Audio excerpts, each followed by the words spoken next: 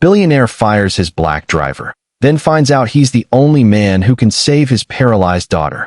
Millionaire catches black driver dancing with his paralyzed daughter. What happened next changes everything. Stop that right now. David Kingsley's voice thundered through the house. He stood in the doorway of the living room, fists clenched, stunned by what he saw. His 9-year-old daughter, Noelle, sat in her wheelchair in the middle of the room, laughing for the first time in months. Standing beside her, Jamal Reed, the driver David had hired just a few weeks ago, swayed gently to African music playing from his phone. The 33-year-old man lightly held Noelle's hand, twirling softly around her as Noelle clapped with joy David hadn't seen since the accident. "What do you think you're doing with my daughter?" David charged toward Jamal, who quickly let go of Noelle's hand. The girl's smile disappeared, replaced by confusion and fear. Jamal stayed calm, his hands up in peace. "Mr. Kingsley, I can explain." "Explain?" David cut in, furious. "You were hired to drive, not this." He pointed angrily at the phone playing music. "Turn that off. Now." Noelle began to cry quietly as Jamal paused the music. The silence was thick. David looked at his daughter, then at Jamal, feeling something tight in his chest he couldn't name. "Dad, please," Noelle whispered, her voice shaky. "Jamal was just teaching me to dance like the other kids." "You can't dance." David snapped. The words came out too fast. "You're in a wheelchair, Noelle. The sooner you accept that, the better." Jamal's face tightened slightly, but he said nothing. In his eyes was no anger, no fear, just a deep understanding David couldn't place. It was as if Jamal knew exactly what kind of pain made David act this way. "Mr. Kingsley," Jamal said gently, his voice carrying a soft accent David hadn't noticed before. "Can we talk in private?" "There's nothing to discuss," David said coldly. "Pack your things. You're fired." Jamal nodded slowly. Before leaving, he turned to Noelle. "Remember what I told you about butterflies? Some fly differently, but they still fly." As Jamal walked away, David noticed something odd. Jamal wasn't angry or scared, just calm. Like he knew something David didn't. Noelle kept crying. David knelt beside her, trying to comfort his daughter. But even he could hear the emptiness in his own words. "Why'd you make him go away?" Noelle sobbed. "He made me feel like other kids." David had no answer. For half a year, since the accident left Noelle paralyzed, David had hired every top therapist and expert. But none had made Noelle truly smile, until Jamal. As he watched his daughter wipe her tears, David wondered if he'd made a huge mistake. There was something about Jamal that didn't add up, but not in the way David first thought. 3 days passed since Jamal left, and the Kingsley mansion went back to its cold silence. David buried himself in work, trying to convince himself he did the right thing. He couldn't risk strangers taking advantage of his daughter. But Noelle wasn't cooperating. She refused to leave her room, barely ate, and cried every time a car pulled into the driveway, hoping it was Jamal. Physical therapists said she resisted every activity. "Dad, why won't Jamal come back?" Noelle asked for the 10th time that morning, her tears soaking her pillow. "We've talked about this," David said while fixing his tie. He wasn't the right fit. David had a meeting with Japanese investors and couldn't miss it. "But he understood me," Noelle murmured, turning away. Meanwhile, in a small apartment across town, Jamal Reed sat at a kitchen table, typing calmly on a laptop that didn't match his modest surroundings. The screen showed emails in English, French, and Portuguese, far too advanced for a typical driver. His phone rang. "Dr. Reed," a voice said in French. "The university wants to confirm your lecture on brain recovery." "I'll have to postpone," Jamal replied in fluent French, his eyes fixed on a photo of Noelle smiling during a dance session. "I've got a special case." David had never properly checked Jamal's background. If he had, he would have found out Jamal had a PhD in neuroscience from a top European school. He was a specialist in music therapy for children with brain trauma, and had left a promising career in Paris after personal tragedy. But there was more, something no background check could reveal. Jamal had known the Kingsley family far longer than David realized. As David braced for another busy day, his assistant, Ben, entered the office looking worried. "Sir, I found something odd," Ben said, checking his tablet. "That driver, Jamal. He didn't argue when you fired him. Didn't ask for references. Just left." David frowned. "So what?" Maybe he had another job lined up. Ben paused. I did some digging. He has advanced degrees. Speaks 4 languages. And he worked with special needs kids in European hospitals. David's stomach turned. Why didn't you tell me this earlier? Because you never asked for a deep background check. You just said you needed a driver. David faintly remembered the interview. Jamal came highly recommended, described as great with families. David had assumed that meant just good driving skills. That afternoon, David came home early and found Noelle in the same spot, still in bed, staring out the window. But this time, the girl was whispering something. Who are you talking to? David asked softly. The butterflies, Noelle replied. Jamal said they all fly different, but they still fly. Like me. David felt a painful pull in his chest.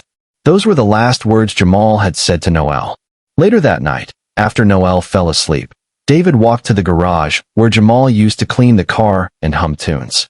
Now it was silent, but something on the seat caught David's eye, a small leather folder. He opened it, expecting personal papers, but found research articles on child paralysis, music therapy, and pages of handwritten notes marked N.K. Noelle Kingsley. The notes were expert level. Diagrams, music-based exercises, a full recovery plan, months long. At the bottom of the folder was an old photo. A young man in a lab coat stood beside a woman in a hospital bed, both smiling. The woman had Noelle's green eyes. It was Sarah, David's wife, who had died in the crash that paralyzed Noelle. The photo was dated 6 years earlier, in a hospital in France. On the back, a message in French. Dr. Jamal Reed, child trauma specialist, treating Sarah Kingsley. David dropped the picture, his hands trembling. Jamal wasn't just some kind driver. He had known Sarah. He had treated her. And now, 6 years later, he had returned, just when Noelle needed him most. Every cold word David had thrown at Jamal now felt unbearable. The man he'd kicked out wasn't using his daughter. He may have been the only one who could truly help her. The next morning, David couldn't focus at work. The photo of Sarah with Jamal haunted him. How could fate bring Sarah's doctor to their home, just when Noelle needed help? That couldn't be a coincidence. David canceled all meetings and called Ben. Hire a private investigator. I want everything on Jamal Reed. Education. Work history. Everything from the last 15 years. Sir, why is this so urgent? Ben asked. Because, David said, holding the photo tightly, our driver isn't who I thought. And I need to know who he really is. Meanwhile, Noelle was getting worse. She stopped eating, refused to speak, and had developed a low fever doctors couldn't explain. The therapist said Noelle shut her eyes during the entire session, as if she had given up completely. It's like she's lost the will to live, said Dr. Morgan, the pediatrician. Kids sometimes form strong emotional bonds after trauma. If those bonds are cut, the damage can be deep. Are you saying my daughter is sick because I fired a driver? David snapped. I'm saying you may have underestimated what that man meant to your daughter's healing. That afternoon, the report from the agency arrived, encrypted, urgent, and about to change everything. David locked himself in his study, scanning each page of the background report, his world unraveling with every word. Jamal Turner had earned his medical degree from Howard University, later specializing in pediatric neurology in the UK. He had spent years working at the St. Aurelius Children's Hospital in London, the very same place where Noah had once been taken for early research trials. But that wasn't all. Jamal had lost his own daughter, Zara, in a tragic car crash 3 years ago. She had been just 5. The circumstances mirrored the accident that had left Noah paralyzed. After that heartbreak, Jamal stepped away from traditional medicine and began exploring alternative therapies, using music and movement to reach children conventional treatments had failed. The report included peer-reviewed articles authored by Jamal, features in international medical journals, and something that chilled David to the core, a newspaper interview in which Jamal expressed his life's goal, to find children like Zara and give them one more chance to smile. David hesitated only a moment before dialing Jamal's number. The phone rang twice. I know you found out. Jamal's calm voice answered before David could even speak. Why didn't you tell me from the start? David asked, anger and disbelief in his voice. Because men like you don't hire former doctors to drive their cars. You hire chauffeurs. And Noah needed someone who wouldn't draw attention or expectations. What kind of game is this? David shot back. You played my whole family. Jamal's voice softened. 6 months before the accident, your wife, Elena, contacted me. She was looking into experimental therapies for pediatric paralysis. Doctors had already spotted a risk in Noah's genetic scans. Elena wanted a backup plan. She asked me to promise her that if anything happened to Noah, I'd do everything in my power to help her. David felt the air leave his lungs. That's not possible, he whispered. Noah was born healthy. She was. But Elena knew the risk existed. She didn't want to scare you. She made me swear I'd be there, silently, if necessary. Stunned, David fumbled through his files, opening Elena's will. He found it on page 17. In the event of neurological trauma or paralysis involving our daughter Noah, I recommend contacting Dr. Jamal Turner. David dropped the phone. Moments later, James, his assistant, entered the study holding a folder. Sir, you need to see this, he said quietly. Inside were payment records. Elena had been sending monthly payments to a rehabilitation clinic in London where Jamal had worked as a consultant. The payments had continued even after her death. He's been watching us, David murmured. No, sir, James corrected. He was waiting to be needed. The weight of David's arrogance hit him like a wave. He had fired the only man his wife had trusted with their daughter. He'd humiliated a doctor who had given up everything to keep a promise to a dead woman, and done it in front of Noah. David called Jamal again. I need you to come back. That's not how it works, Jamal replied coolly. I'm not a hireling you can discard and rehire. I'm a doctor who made a promise.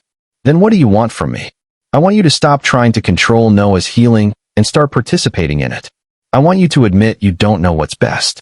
And I want you to apologize, not to me, but to her. David swallowed hard. And if I do that, then maybe Noah still has a chance at joy. As David processed it all, a message notification popped up. A video. The message read, Noah asked me to send this. The clip showed Noah in a therapy room, smiling as she moved her arms gently to soft music. Her legs, though still weak, trembled with effort. Jamal appeared, coaching her with quiet encouragement. The message that followed cut through everything. She recorded this when she still believed you loved her more than your own pride. David watched the video 5 times before he stood up, grabbed his coat, and drove straight to Jamal's apartment. He found Jamal reading on the balcony. You planned all of this, David said bitterly. From the beginning. Jamal didn't flinch. Sit down, Mr. Kingsley. Let's talk like 2 men who love the same child. You lied. You manipulated my family. You used my wife's memory to keep a promise, Jamal interrupted. A promise you didn't know she asked me to make. David slammed the report on the table. I know about Zara. I know what happened. You're using my daughter to redeem your own. Jamal's face twitched, but he stood his ground. You're right. Every child I help brings Zara back for a moment. But don't mistake that for anything less than real love for Noah. David was silent. Elena came to me because she knew you wouldn't accept anything that didn't come from a lab report, Jamal continued. She wrote you a letter. Told me to give it to you only when the time was right. He handed David a sealed envelope. David recognized his wife's handwriting. Richard, if Jamal is giving you this letter, it means no one needs him and you're in the way. Let him help her. He lost his daughter, but he can save ours. Tears welled up in David's eyes. Why didn't you show me this earlier? Because you weren't ready to believe it. Just then, his phone rang. It was Carla, Noah's nurse. Mr. Kingsley, she said, panicked. You need to come home. Noah's out of bed. She's trying to walk. She says she won't stop until Jamal comes back. David felt like the world shifted again. You're coming with me, he told Jamal. Not as your driver, Jamal said. As your daughter's doctor. And as the man your wife trusted when you wouldn't. On the ride home, David asked what had been burning in his mind. What do you really want from me? I want you to stop seeing my skin before my skill. I want you to stop believing that because I was your driver, I couldn't be your daughter's doctor. And I want you to admit that while you paid the world's best specialists, you fired the only one who actually helped her, because I didn't look like what you expected. David was silent. At the mansion, they found Noah in the hallway, leaning on her wheelchair, forcing her legs forward inch by inch, tears streaking her face. Noah, David cried. She raised her hand. No, Dad. I need to show Jamal I didn't give up. Jamal walked up, knelt beside her. You don't have to hurt yourself to prove anything, he said softly. I never stopped believing in you. Will you come back? She asked. Jamal looked at David, who stepped forward. I don't know how to undo what I did, David said, voice shaking. But if there's a chance, please come back. As her doctor, as the man who made her smile again. Jamal smiled, for the first time since that painful day. On one condition. Anything. The next time I teach her to dance, you'll dance with her too. She needs her father, not just her doctor. And there, in the cold hallways of a house once filled with silence, something new began. A family, not just healing, but learning. Learning that love doesn't care about color, status, or pride. 2 years later, the Kingsley estate had transformed into something extraordinary. The Different Butterflies Project, a center for disabled children, born from a partnership between David Kingsley and Dr. Jamal Turner. Noah, now 10, walked with crutches and danced often. Her joy filled the house that had once echoed with grief. Dad, today I'm teaching the new girl to dance, she beamed. She's scared, but I'll show her dancing in a chair is still dancing. David smiled, remembering when he thought that was impossible. Jamal had become more than a doctor. He was the brother David never knew he needed. At investor meetings, David told the truth. I almost destroyed my daughter's future because I judged a man by the color of his skin. My prejudice nearly cost me everything. At the project's first graduation ceremony, 23 children completed the program. Noah took the stage with her crutches and danced, her own choreography. Being different doesn't make you less special, she told the crowd. It just means you fly your own way. Jamal, watching proudly, remembered telling her once, some butterflies fly differently, but they still fly. David had lost shallow friends, but gained something priceless: purpose, family, and a second chance. When I stopped judging Jamal, he said in a national interview, I didn't just save Noah, I saved myself. The mansion once buried in silence now pulsed with music and hope. And David Kingsley proved, the best revenge against prejudice is transformation. If you were in David's place, would you call Jamal back? Let us know in the comments. And if this story touched your heart, don't forget to subscribe.